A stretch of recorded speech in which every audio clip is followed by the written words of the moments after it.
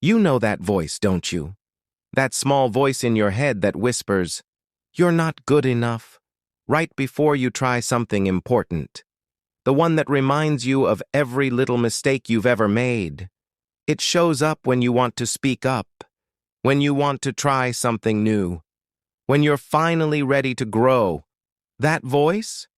It's not just in your head. We all have it. But the good news is, it doesn't have to run your life.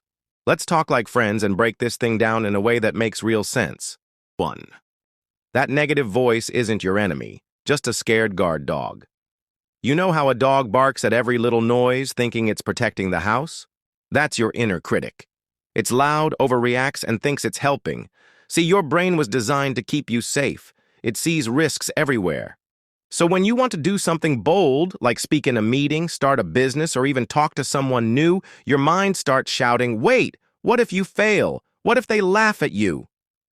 But listen, just because the voice is loud doesn't mean it's right. You're not weak, you're just being human. 2. Your thoughts are not always facts. Let's say the voice tells you, "Everyone thinks you're not good enough." Instead of just accepting that, pause and ask, "Is that really true?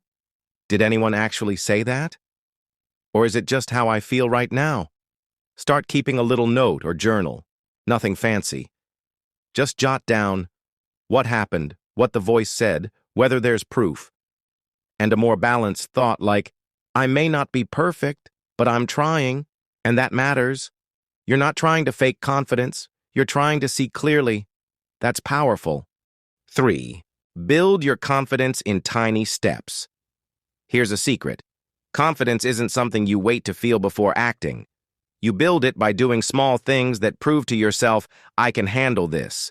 Maybe today you just clean your room, call that person you've been avoiding, post that video, ask a question at work or in class. You don't need to do something huge. Every time you take action, you show yourself, "I can do hard things." And guess what? That's how confidence grows, one small win at a time. 4. Be kind to yourself, the way you're kind to others. If your best friend made a mistake, would you say, "You're such a failure. How could you mess this up again?" Of course not. You'd say, "Hey, it's okay. Everybody makes mistakes. Learn from it and move on."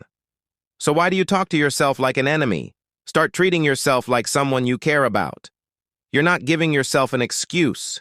You're giving yourself a chance. 5. Don't fear failure. Use it. A lot of people think failure means I'm not good enough. But actually, failure means I'm trying something new. Think about people you look up to. Athletes, actors, business leaders. They've all failed. Probably more than you. But instead of giving up, they ask, "What can I learn from this?" That question changes everything. From now on, try seeing failure like an experiment. Not as proof you're not enough, just data to help you get better. 6. Don't walk alone. Build your support circle. When you're alone, the negative voice sounds louder. But when you're around people who see your value, the voice gets quieter. Find people who cheer for you, remind you of your strengths, correct you with love, not shame. You don't need a crowd, just a few real ones. That's enough to help you stand tall when life gets tough. 7. Confidence is in your actions, not your feelings. Even if you don't feel confident, act like it. Stand tall. Look people in the eye. Speak clearly. Say what you need. Set boundaries. These actions train your mind to believe, "Yes, I belong here." 8. Start a confidence habit. Confidence grows with practice. Here's a simple routine to try. Morning. Say one thing you're looking forward to today. Remind yourself of one strength you have. Night. Write down one thing you did well, even if it's small. Weekly. Review your wins and lessons. Monthly. Ask yourself, "How have I grown?" And "What can I adjust?" It only takes a few minutes, but it adds up. 9. You can move forward, even with the voice still there. Let's be real. The inner critic might never completely disappear, but you can change how you respond to it. Treat it like that annoying friend who always worries too much. You can say, I hear you, but I'm doing this anyway. And then take the step. That's courage. 10. You're not broken. You're becoming. Rebuilding confidence isn't about becoming someone else.